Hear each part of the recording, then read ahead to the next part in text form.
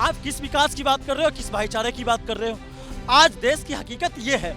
मैंने क्या कहा 2024 में जवाब मोदी जी को मोदी जी के सवाल में ही मिलेगा। 2 करोड़ रोजगार हर साल देने की बात हुई थी, आज लाखों में भी रोजगार नहीं पहुंच पाया। कम से कम झूठ बोलने वाला प्रधानमंत्री हमें नहीं चाहिए। अगर जो सीबीईडी का और सीबीआई का प्रयोग करना है तो जय साहब पे करे कि 2016 में जिसकी 4 लाख की आईटीआर थी 2023 में कैसे उसकी 50,000 करोड़ की हो गई, और कैसे सीबीआई ने या और जांच एजेंसियों में नाम होते हुए भी टैनी गृह मंत्रालय में क्यों जमे हुए हैं, या जो हमारे देश के माननीय गृह मंत्री हैं उनमें एफआईआर होते हुए भी ऐसी कौन सी क्वालिटी मोदी जी ने देखी कि एक जो है तड़ी पार को देश का गृह मंत्री बना दिया गया।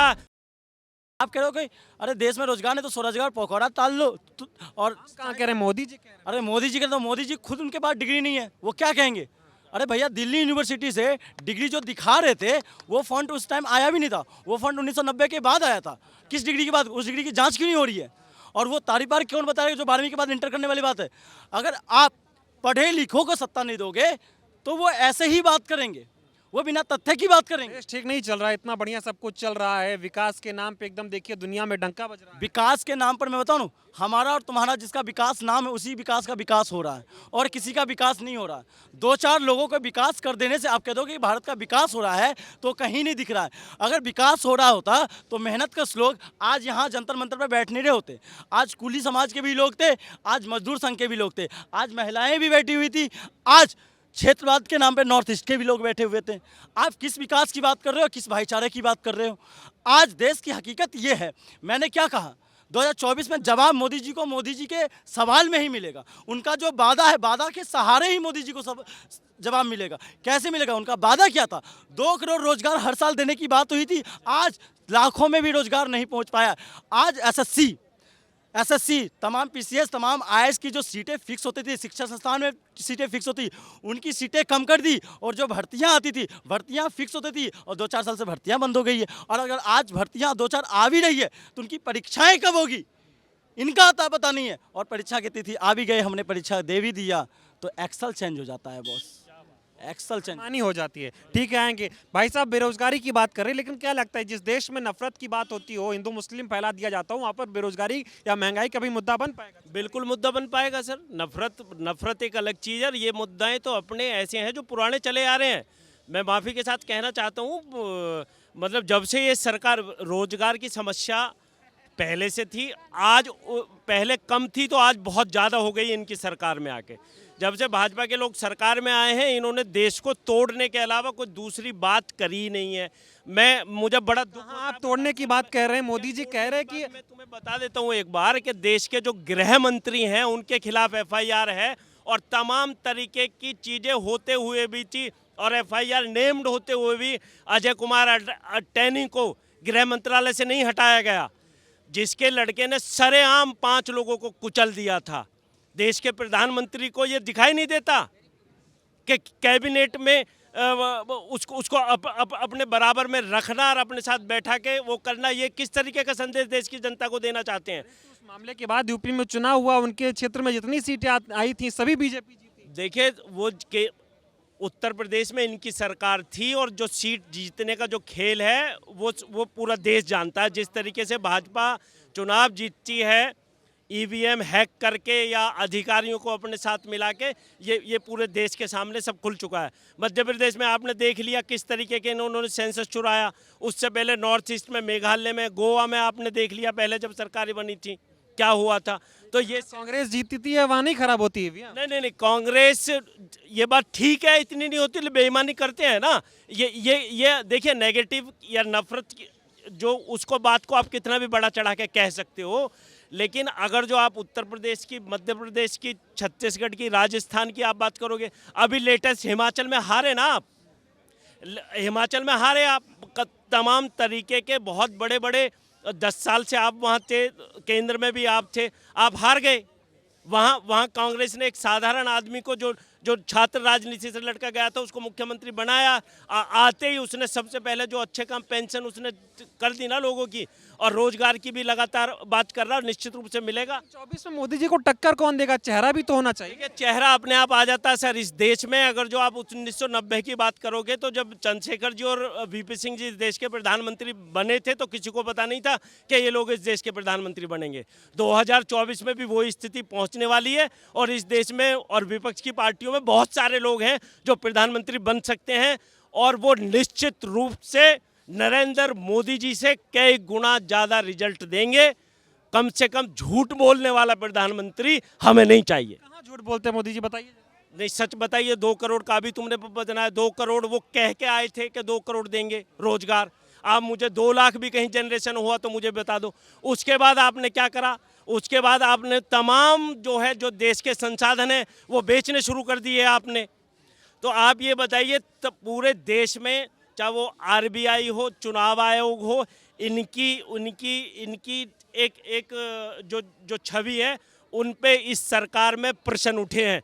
तो ये इस सरकार के लिए बेहद जो है क्या नाम है कमज़ोर बात है और इनके लिए सोचने वाली बात है कि इनकी सरकार में सरकारी संस्थानों पे क्यों प्रश्न उठ रहे हैं, क्यों लोग उठा रहे हैं। ठीक है, क्या भाई साहब आपको लग रहा है कि सब कुछ बिक रहा है देश में? देश की लगभग हर संस्था, चाहे ईडी हो, सीबीआई हो, एक तरफी एक किसी पार्टी का सपोर्ट कर रही है, एक तरफी जांच हो रही है।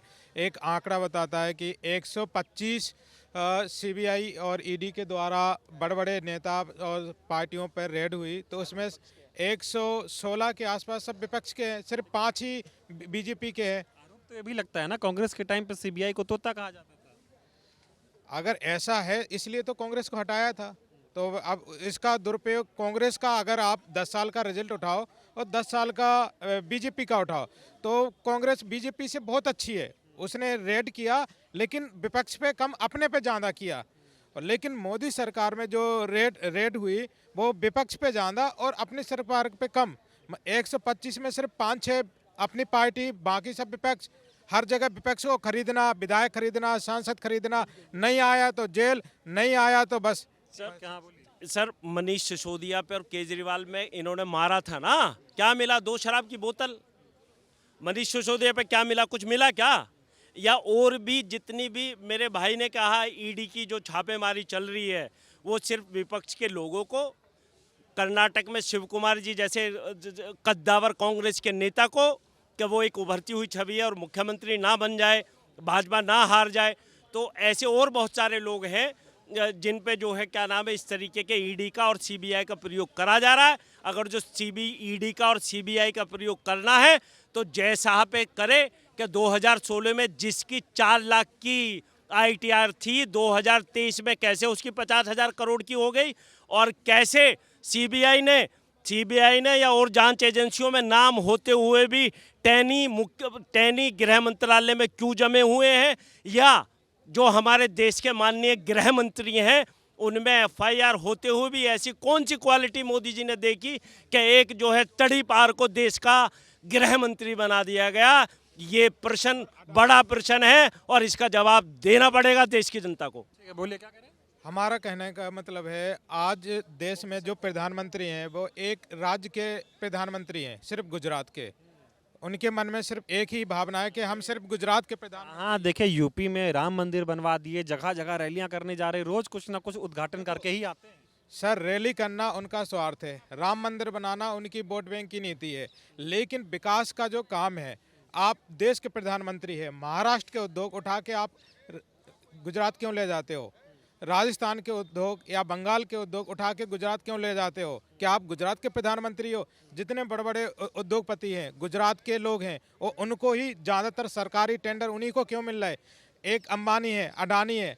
अडानी ने 2014 में इनको सहायता की, अपना हवाई जहाज़ दिया। अडानी हवाई जहाज़ से इन्होंने अपनी पार्टी का प्रचार किया, उसके बदले में इन्होंने क्या दिया?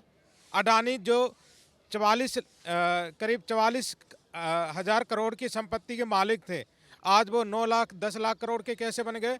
और सवाल ये है कि जब उनके पास पैसा नहीं है, वे ब्याज नहीं भर पा रहे, फिर भी बैंक उन्हें कई गुना ब्याज पे पैसे क्यों दे रही हैं? ठीक है, लेकिन अडानी जी तो नीचे आ गए ना। देखो, अडानी जी नीचे आ गए तो अडानी जी को नीचे आने का कारण आपको पता है। जब उनकी हकीकत निकली है तो देश की जनता ने उन्हें नीचे लाया है। देश की जनता ने नीचे कैसे लाया, जब हिडनबर्ग ने जब अपने फर्म में एक रिसर्च में जब रिपोर्ट दायर किया कि जो अडानी जी का जो डेटा है वो डेटा में कहीं ना कहीं गड़बड़ी है और डेटा की गड़बड़ी के माध्यम से ये दूसरे या तीसरे नंबर पे पहुंचे हैं। उस टाइम पे जब एशिया के जो नंबर 1 जो उद्योगी थे उन्होंने भी, कई उद्योगियों ने भी सवाल उठाया था, तो उस टाइम मोदी जी सोए हुए थे। और आज जब ये सवाल आया और आज 2 दिन में जब भारत की आर्थिक स्थिति स्टॉक मार्केट में नीचे चली गई, निचले स्तर पर जाना स्टार्ट हो गया, तो किसी की अभी भी आंखें नहीं खुल रही है और कानों में आवाज़ नहीं जा रही है देश की जनता। जिस तरह से शेयर मार्केट से स्टॉक अपना वापस ले रही है, शेयर वापस ले रहे हैं। तो आज बात जो भाई साहब ने बोला कि विकास सबका नहीं, विकास इन्होंने 2-4 लोगों का करा और 2-4 लोगों में भी अपने मित्र का किया। इन्होंने अमित शाह उनके मित्र है, उनको किया। गुजरात के ही व्यापारी अडानी साहब का और अंबानी साहब का किया। उसके अलावा उसके सिवाय तमाम भारत के तमाम उद्यमी हैं, उनका कुछ नहीं हुआ।